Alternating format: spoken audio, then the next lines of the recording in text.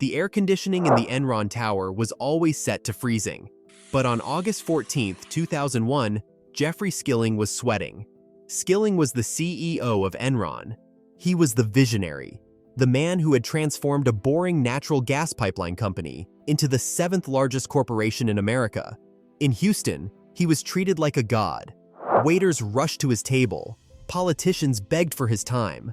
But on this Tuesday afternoon, Skilling did something that shocked the world.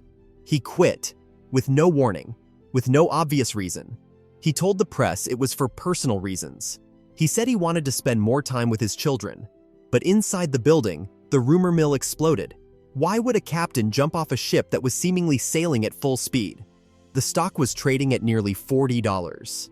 The company claimed to have revenues of $100 billion. What nobody knew at that moment, not the employees, not the press, not the investors, was that Skilling wasn't leaving a ship. He was fleeing a crime scene. Within 4 months, this gleaming tower would be empty. Billions of dollars would evaporate. And the name Enron would change from a symbol of innovation to a synonym for pure evil. This is not just a story about accounting. It is a story about human arrogance, greed, and the darkness that hides behind the smiles of the smartest guys in the room. To understand the monster, we have to look at its father, Kenneth Lay. Ken Lay wasn't your typical shark. He was the son of a Baptist preacher from Missouri. He grew up poor, delivering newspapers to help his family survive. He had a soft voice, a gentle smile, and he preached the gospel of deregulation. In 1985, he merged 2 gas pipeline companies to form Enron. At that time, the natural gas business was incredibly boring. You dug a hole, found gas, put it in a pipe, and sold it at a fixed price regulated by the government. It was steady, it was safe, and for Ken Lay, it was not enough. Enter Jeffrey Skilling. Skilling was a consultant at McKinsey. He was the opposite of Lay.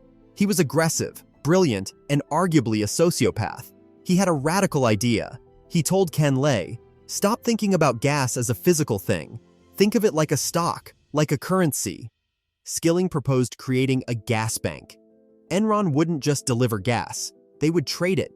They would bet on the price of gas going up or down. They would create complex contracts to insure companies against weather changes. It was brilliant. It turned Enron into the Goldman Sachs of energy. Ken Lay loved it. He created a new division and hired Skilling to run it.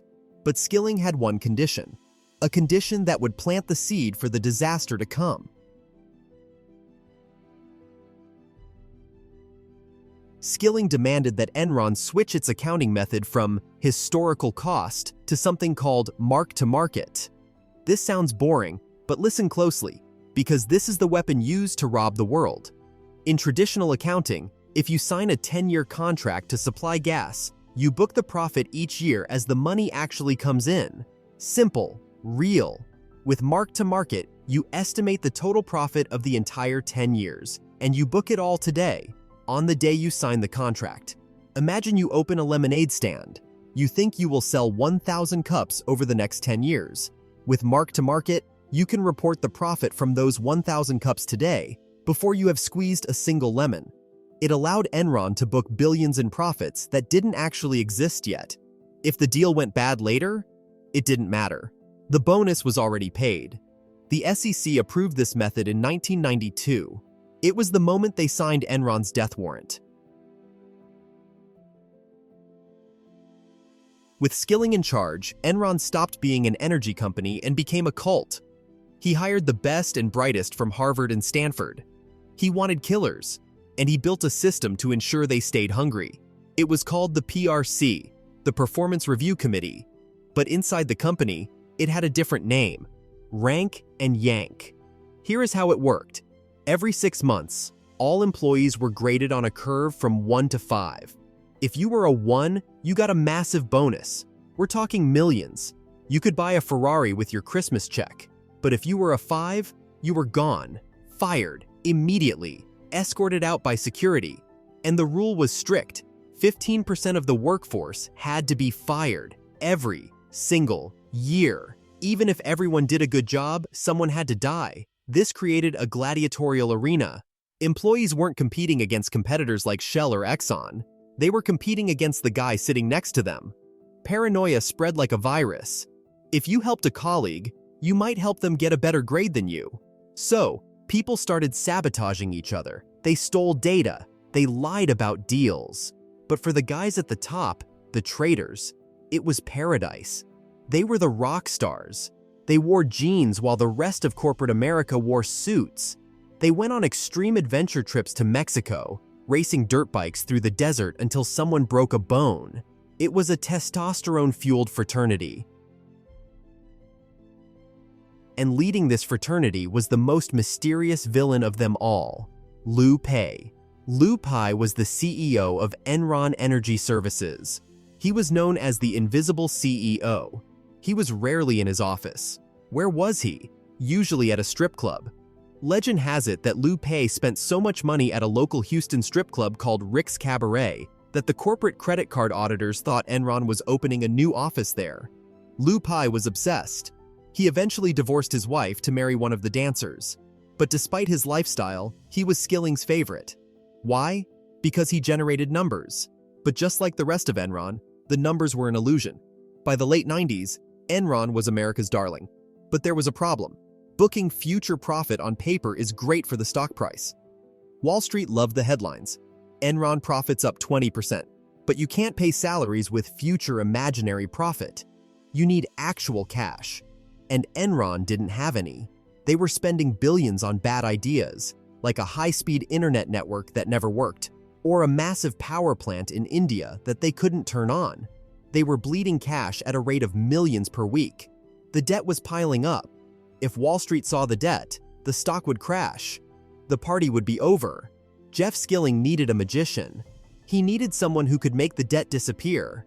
He turned to his chief financial officer, a young prodigy named Andy Fastow. Skilling gave him a simple order: hide the debt at all costs. And Andy Fastow didn't just hide it. He built a complex web of lies that would eventually destroy them all. As the house of cards crumbled, the pressure became unbearable. Cliff Baxter was a former Enron executive. He was one of the few who had tried to complain about the fraud internally. But as the scandal broke, his name was dragged through the press. He was subpoenaed by Congress. He was being sued. On January 25, 2002, Cliff Baxter drove his black Mercedes to a quiet spot in Sugar Land, Texas. He wrote a suicide note to his wife, Carol. It read, "I have always tried to do the right thing, but where there was once great pride, now there is none." He shot himself in the head. Cliff Baxter was the first body count of the Enron fraud. He wouldn't be the last victim.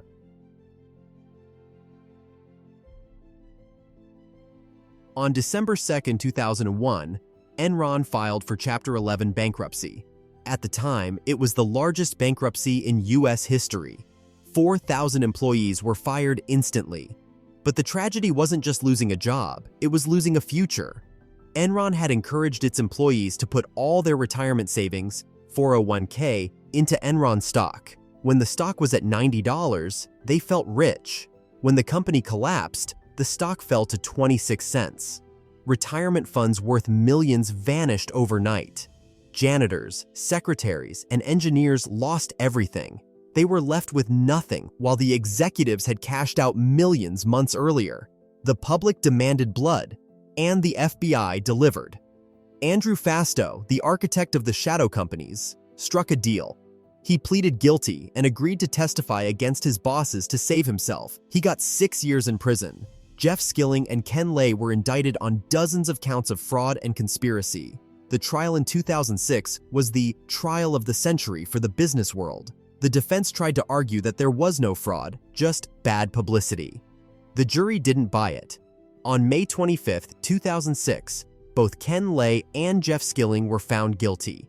Jeff Skilling was sentenced to 24 years in prison. He would sit in a cell until 2019.